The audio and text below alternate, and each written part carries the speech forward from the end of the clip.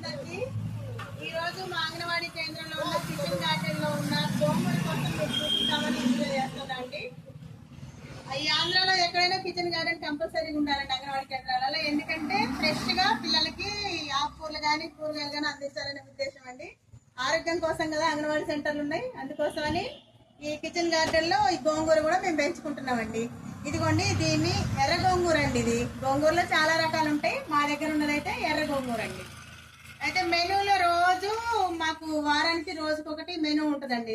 రోజు ఒకేలా కాకుండా పప్పునే చాలా రకాలు, ఒకరోజు ఆకుకూర పప్పు, ఒకరోజు సొరకాయ బీరకాయ పప్పు, ఒకరోజు దోసకాయ పప్పు, అట్లా వేరు వేరుగా ఉంటుందండి ప్రతిరోజు మెనూ.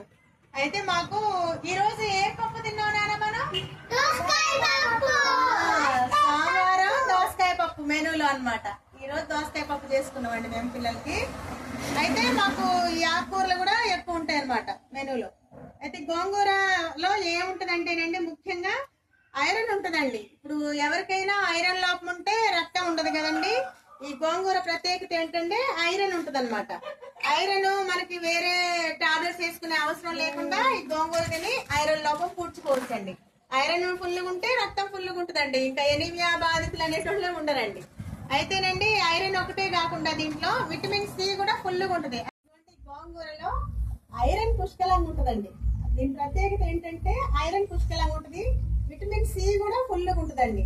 మీరు రక్తహీనతని హాస్పిటల్కి వెళ్తే ఎవరు వెళ్ళినా కానీ ముందు ఐరన్ టాబ్లెట్లు, విటమిన్ సి టాబ్లెట్లు ఖచ్చితంగా రాస్తారండి. కాల్షియం ఐరన్ అదంతా ఈ గోంగూరలో సమృద్ధిగా ఉంటుందండి.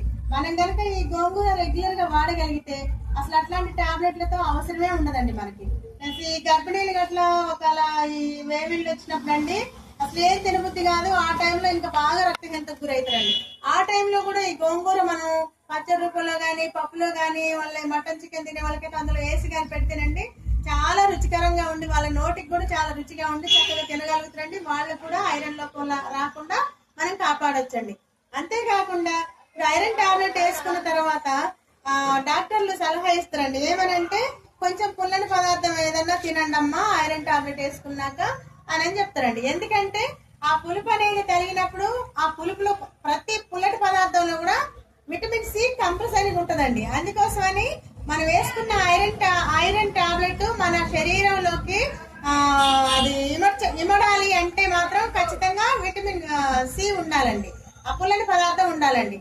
అయితే మనకి ఆ అవసరమే రాకుండా ఏ టాబ్లెట్ వేసుకోకుండా ఐరన్ టాబ్లెట్ అవసరం లేకుండా ఐరన్ టాబ్లెట్ శరీరంలోకి ఇమడాలంటే ఇంకొక టాబ్లెట్ వేసుకోవటం అవసరం లేకుండా అన్ని కలిపి ఒకే గోంగూరలో దొరుకుతాయండి. మనకు కావాల్సిన విటమిన్లన్నీ, ఐరన్, కాల్షియం, ఇంకా అన్ని ఇందులో దొరుకుతాయండి. అందుకోసమని గోంగూర ఖచ్చితంగా మనం ఇళ్లలో పెంచుకొని వాడుకుందామండి. ఐరన్ లోపం రాకుండా కాపాడుకుందామండి.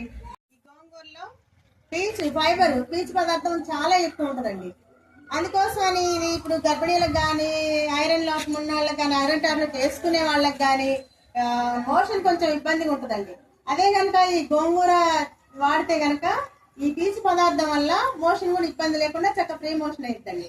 థ్యాంక్ యూ అండి అందరికి.